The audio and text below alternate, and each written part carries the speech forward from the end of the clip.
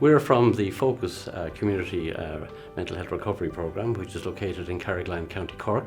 And the programme is a community-based wellness learning programme which reaches out to people who've had a mental health setback and who wish to improve the quality of their lives.